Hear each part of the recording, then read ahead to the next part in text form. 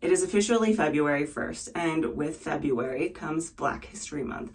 So this month I really wanted to take some time to talk about some products by Black-owned companies. I really do believe that those of us in the textured hair community, whether you have wavy hair, curly hair, or coily hair, we would not be where we are today without these amazing people. Black people are the ones who have really just given us all of this knowledge. I think the curly girl method really popularized it, but without them, we wouldn't be where we are today. So this month, I want to take the time to talk about some of these companies and some of their products, and hopefully encourage you to go out and try their products. I do have a Black-owned product playlist down below, as I have reviewed other Black-owned products before, and all of the ones from this month will go in it as well. Hello to all my wonderful wavies and my curly and coily coterie. If you are new to my channel, hi, my name is Lena, and welcome to my bathroom. The first company and the first products I want to review this month come from TGIN, or Thank God It's Natural. Now, TGIN was founded by Chris-Tia.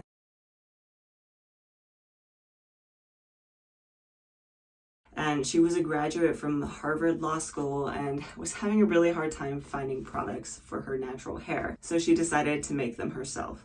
Now, the whole company still really stands for creating these products to really help encourage those with naturally textured hair to embrace it. And the particular line that I want to review today is actually the Curls and Roses line. So I got the shampoo and the conditioner in this box, but the box explains that this is a line specifically for those who want lightweight products, whether you have low porosity hair, looser textured hair, or you just want lighter weight products for more volume. This is the line for you.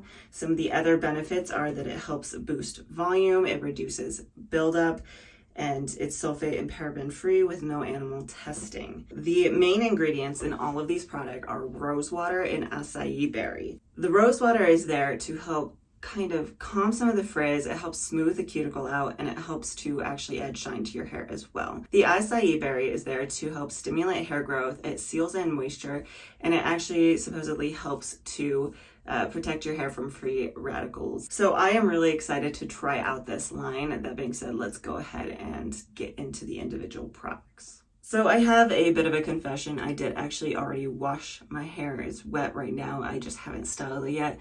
But I did film my process in the shower, so I'm going to run through that really quick. The first product that I used was the Rosewater Sulfate-Free Hydrating Shampoo. The smell of it, I wouldn't say that it's rosewater or acai, which is the two main ingredients in all of these products. To me, it smelled a lot more like the ginger that is actually the fourth ingredient on the list.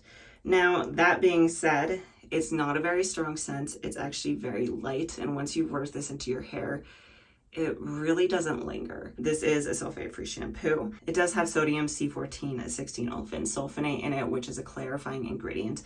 So this is going to clarify your hair. And then it also has disodium EDTA, which is a chelating ingredient, which is going to help remove hard water buildup. This product did lather very well. It worked very well through my hair. It was very easy to cleanse my hair with this. I did actually end up having to go in with a double cleanse just because it's been about a week since I washed my hair, maybe even a little bit longer. The product itself, they're saying that the benefits of this shampoo are that it promotes hair growth, it moisturizes and protects, and it repairs dead skin cells.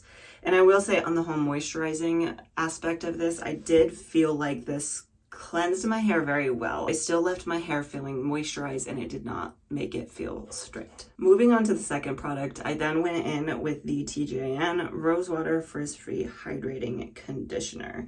And this is a gentle, nourishing conditioner for curls, waves, and fine textures. This one had a very similar scent as well.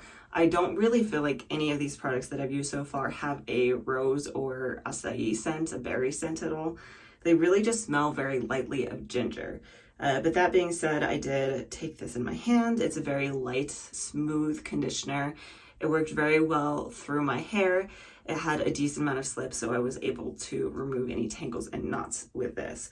Now, the benefits they say for this is that it's lightweight and moisturizing formula that helps to detangle hair and add shine. It reduces dandruff and it stimulates hair growth. Now, that being said, I do want to point out really quick that this hydrating conditioner is not technically CGM. It does have dimethicone in it, very, very close to the bottom of the ingredients list. And again, it really worked very easily through my hair. It was not heavy in the slightest. It left my hair feeling very moisturized.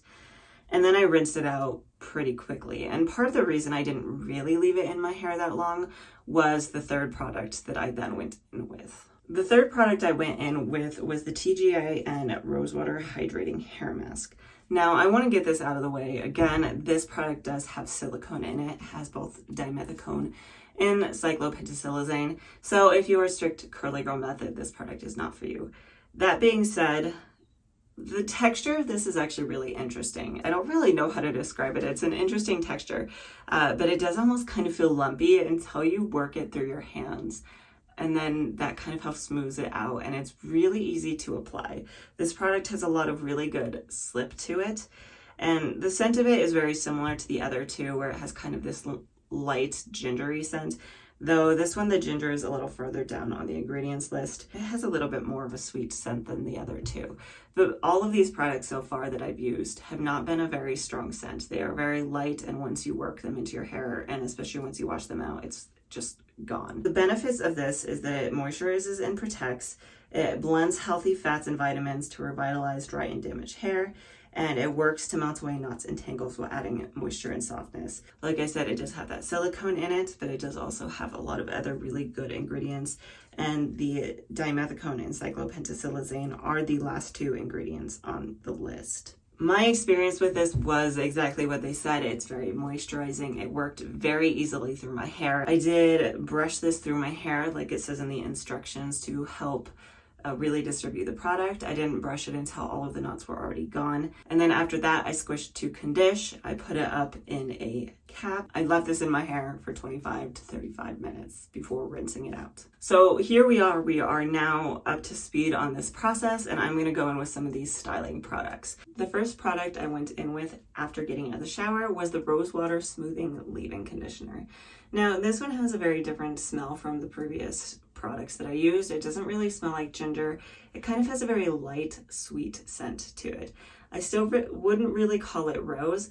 In fact, none of these products really smell like roses to me. That being said, this product was very lightweight. It was very easy to work through my hair. This leave-in conditioner does actually have a decent amount of slip. So if you were using this for a wash now stay later routine, this would be great for working through your knots and tangles. The benefits for this are that it's designed to add shine and body to dull hair while providing moisture all day. It's supposed to seal in moisture and protect your hair from free radicals, as well as stabilizing the hair's pH balance. Talking about ingredients here, if you are someone who is looking to avoid silicones, this is a silicone-free product. And the other ingredients in it all look really good. There's a lot of really natural ingredients, some of which are honey and provitamin B5, which are both film-forming humectants that are going to help create a seal on your hair and help keep it moisturized. It also has shea butter and cocoa seed butter, kapuaku seed butter. So it does have a lot of butters in it, which is kind of surprising because it is still a very lightweight. It doesn't weigh your hair down at all. It doesn't feel heavy on the hair. Overall, my process with this, my thoughts on it as I was using it is this a really nice leave-in conditioner, and I will definitely continue to use it. I will leave up above my styling process so you can see how I style my hair if you want more information. I will leave it down in the description box below as well. But the next product I went in with was the TGIN Rosewater Curl Defining Styling Gel. It does say that it is a medium hold gel. The actual consistency of it, it's not super runny. It is still pretty thick, but I didn't find I had any trouble with that. The smell of this product is more just like a gel. I don't really know how else to say it. It kind of just smells like a gel. The claims on this are that it's going to reduce frizz, it's going to boost volume, it's going to produce defined curls, and it's going to be flake free. This does have glycerin in it, but the glycerin is pretty far down the ingredients list, so I personally wouldn't be concerned about it. And then it also does have hydrolyzed wheat protein in it. I personally really liked this gel. Working it through my hair and working with this gel was very easy. After I had made sure that I had this all over my head, I had it on each individual curl, I micropulped my hair to get as much extra water out as I could. After micropulping my hair, typically I do like to go in with a little bit more gel, but this time I decided to do something a little bit different, and I went in with a curl defining mousse. It doesn't really have a very strong scent. The scent was very similar to the rest of the line and kind of just more than anything just smelled like a mousse. So I did pump some of this into my hands. They do say it is a mousse, but it is kind of a liquidy mousse, which I personally like. I like having a little bit more moisture in my mousses because it makes it easier to use them when refreshing, which is how I like to use them most of the time. For this particular mousse, I did squirt it into my hands. I got a decent amount, worked them between my hands a little bit, and then just glazed over my hair and scrunched it in. It is a medium hold mousse. It's going to create a frizz-free, volumized, and defined curls. The one thing I do want to comment on this mousse is that it does have an ingredient in it called cocoa glucosids hydroxypropyl dimethicone copolymer. From the research that I did, it is technically a silicone because it does have that dimethicone in the name. Everything I saw though was it's probably a water soluble. I really liked the mousse overall and will continue to use it. So after I had applied the mousse and scrunched that in, I did go in and diffuse my hair. I diffused my hair to about 50% and I realized I wasn't getting much of a gel cast. Now there could be a few reasons for that. One, it could just be that this gel doesn't give you much of a gel cast, or it could be that I put too much leave-in conditioner in my hair. But I got to about that 50% mark and I decided I wanted to go ahead and glaze just a little bit more gel over my hair to try to give it just a little bit more hold, because I do intend to come back in a day or two and show you how this holds up. So I did glaze that over my hair and then I got my drying to about 80% and my daughter woke up, so I had to go get her. So I have been letting my hair air dry the rest of the way, and I did clip it up and back to keep my hair away from my face, hopefully help it dry backwards and give me a little bit more volume. But I have not scrunched it or anything like that, so I wanted to show you what it looks like pre-fluff, pre-scrunch. Now it doesn't really have much of a cast on it. It does have a very soft feel, but I already have really high hopes for this. I think this is going to turn out really good. So I'm going to pull my hair down and I'm going to fluff and scrunch it and we'll come back and take a look at it.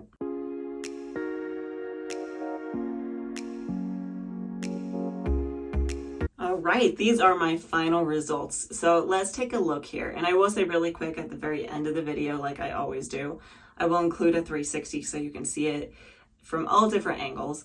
But right now I will get in and we can kind of just take a look from the front. So I'm seeing a lot of really nice curl definition. These are curls, these strands I always struggle with. I don't know what it is, but that specific area has always been a problem area for me. I will say that by the time I had blow dried my hair, there was no scent left. So if you were someone who needs very low scents in your hair, you don't like having that lingering scent, this is a very good line of products for you. Overall, I won't really say that it gave me more volume than normal, maybe just a little bit. The definition is on point. I am very happy with the definition I have. I am really personally happy with these results. That being said, there is one more product I do want to review, and that is the Rosewater Curl Refresher.